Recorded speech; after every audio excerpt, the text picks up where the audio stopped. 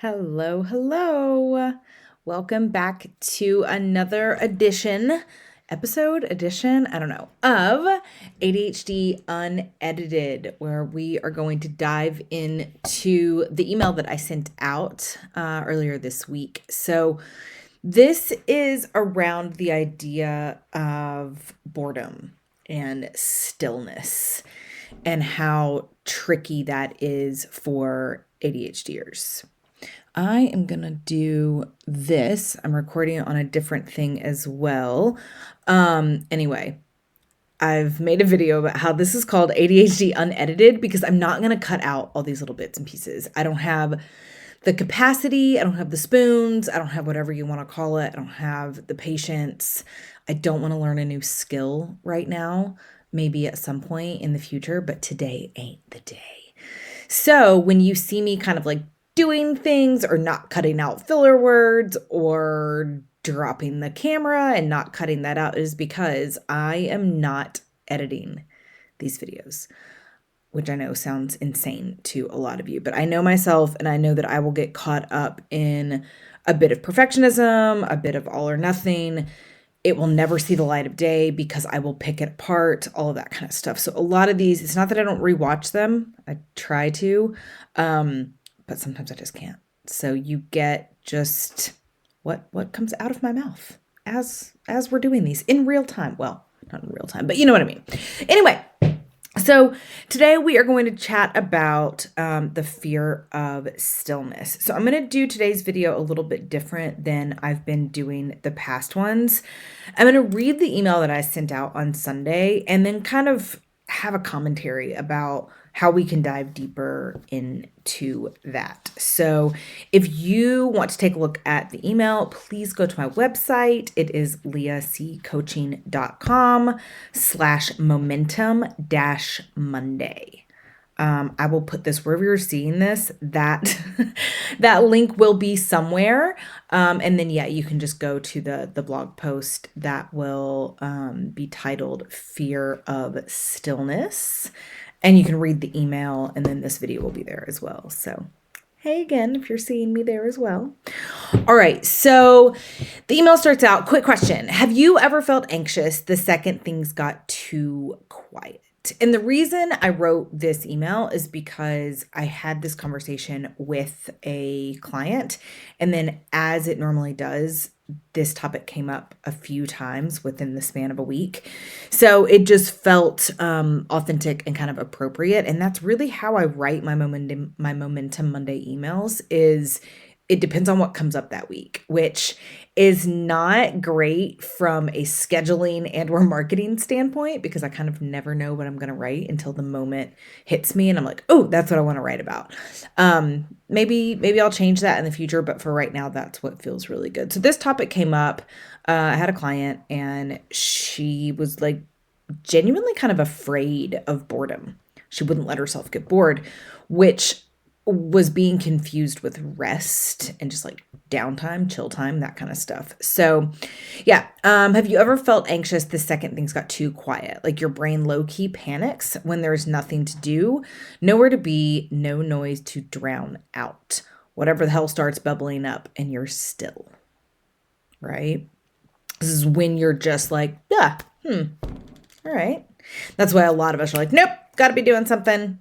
Can't sit down, need to be doing productive, need to check off that to-do list, all of that kind of stuff. So, and I'm reading the email. That's why you see me kind of looking over here. You are not alone. This week we are talking about a flavor of anxiety that hits different for ADHDers, the fear of boredom. But, spoiler alert, it's not really boredom we're afraid of.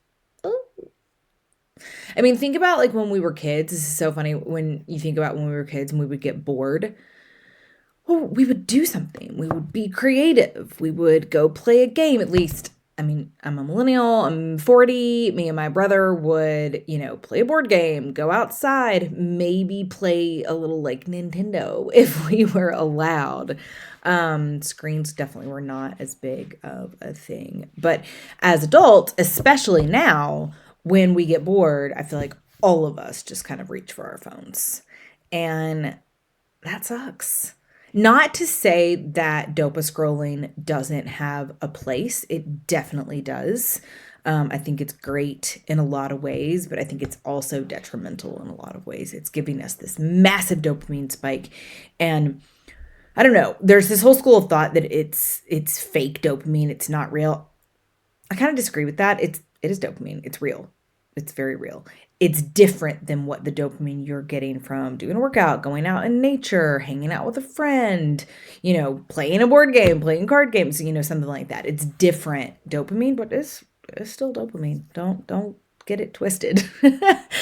Okay, so why does this show up in ADHD brains? So ADHD brains are wired for stimulation. Shocker. I know, surprised everybody's clutching their pearls at that one. We chase novelty, avoid monotony, and thrive when things are fast, fun, or urgent. Stillness, boredom, that's like death to dopamine. But sometimes that restlessness is actually camouflage for something deeper. Sometimes we're not avoiding boredom, we're avoiding our own thoughts. Oh, been there, done that. Because sitting still means we might have to confront the stuff we've been stuffing in the mental junk drawer. Self-doubt, unprocessed emotions, shame spirals from last week's productivity crash, that unfinished to-do list, or just a whole lot of not enoughness. Ugh. So it's easier to stay busy than to feel uncomfortable. And I know a ton of you have experienced this in some form or fashion. Here's the kicker. If we don't practice being still, we will never learn we can survive it. That our thoughts aren't actually dangerous, that boredom is a bridge, not a wall. Right? So sitting with our thoughts and what comes up, all kinds of shit will come up. No worries. But that can give us a second to be like, what's really going on? And it can kind of help us tap into some of our other parts of ADHD, specifically emotional regulation, really. Sitting with surfing the urge of discomfort just for a little bit. We don't have to sit with this for hours, just for a few minutes of like, okay, this feels uncomfortable. I don't love this, but realizing it won't kill you. It reminds me of Glennon Doyle's podcast, We Can Do Hard Things. So you can do hard things. You can sit with the discomfort. It won't kill you. It will be uncomfortable. It will feel gross. You will have a knot somewhere in your body. The anxiety will show up. That's okay. You'll be right. So why this actually matters, especially for ADHDers. I know this feels more like therapy homework than a productivity hack, but this is actually ADHD core work. Here's why it matters. Like I said, emotional regulation. ADHD can make emotions hit like a freight train. Sitting with stillness helps us learn to feel without immediately reacting, stuffing it down, or spinning out. It's a slow burn skill that strengthens every time you choose to pause instead of push. Remember that. Pause instead of push, right? Also, impulse control. So this doesn't just mean resisting the urge to eat cookies for breakfast, although relatable. Actually, I literally have cookies right here. I won't do that. That's going to be too loud and crunchy. And as I said, I'm not editing that crunch out, so we'll stop. Okay, anyway, it also means resisting the urge to distract ourselves from discomfort. So we don't really realize this a lot of times, but something like picking up our phone and going to dopa scroll, whatever, that can most often be an impulse. I don't want to write that email. I'm putting off this thing. Impulsively, I grab my phone. At this point, right? At this point, it's not even conscious. We've been doing this for so long that I will end up on my phone and I'm not quite sure how to get here. What just happened? That is an impulse. So yeah, it also means resisting the urge to distract ourselves from discomfort, like picking up your phone the second your brain gets quiet, which I mean, brain getting quiet. I'm not quite sure what I meant by that because that does not happen very often. Or cleaning the fridge instead of crying, which I'm a big crier. I cry probably every day. I'm just emotional.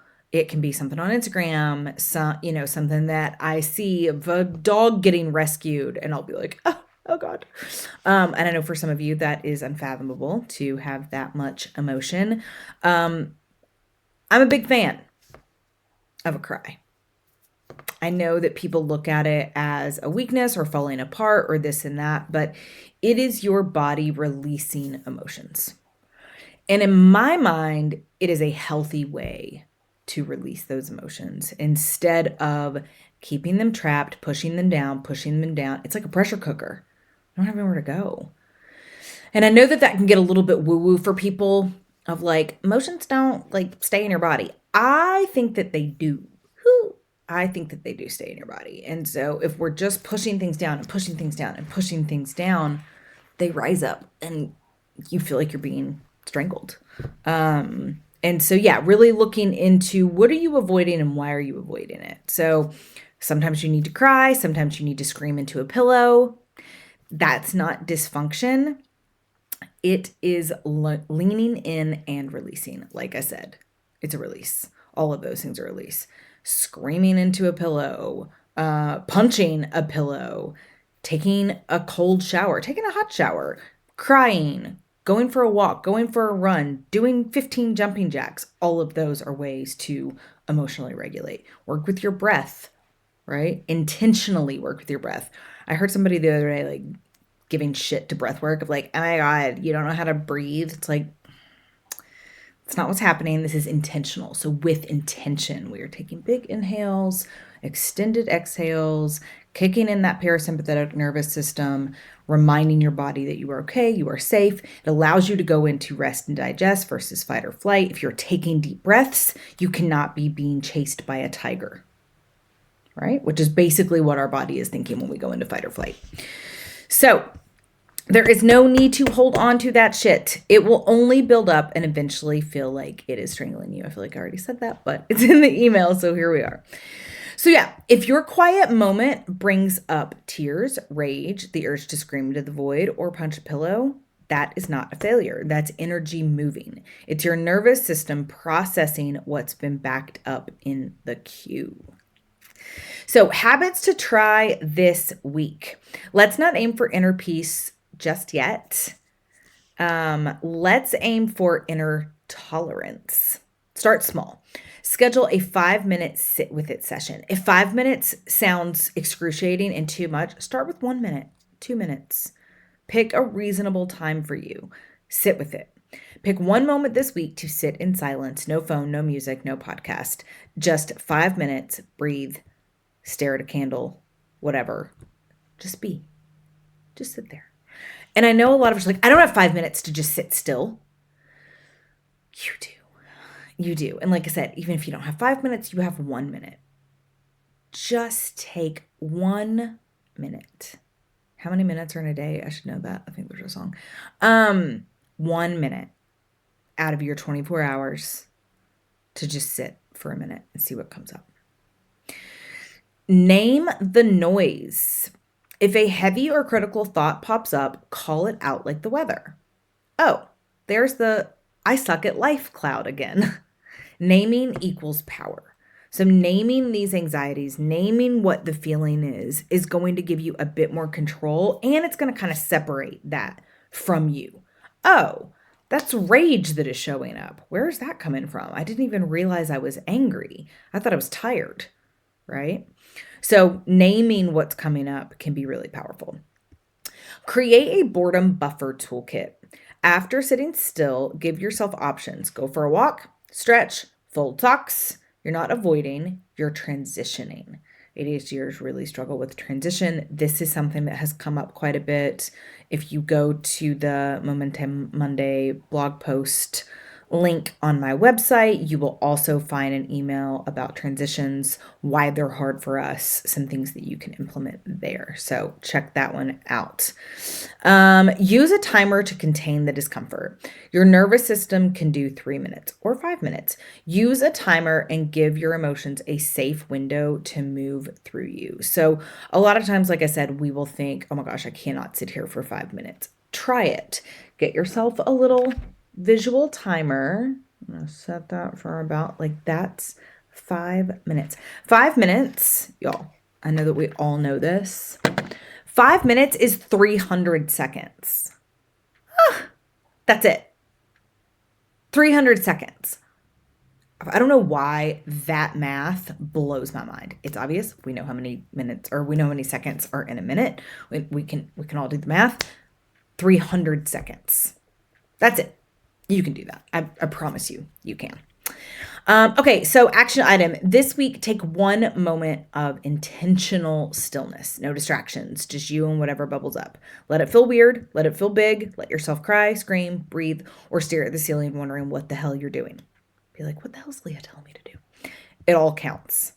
Remember, the goal isn't to like stillness necessarily. I mean, hopefully you can come to that point at some point, but in the beginning, that is not the goal. It is to learn that you can hold it.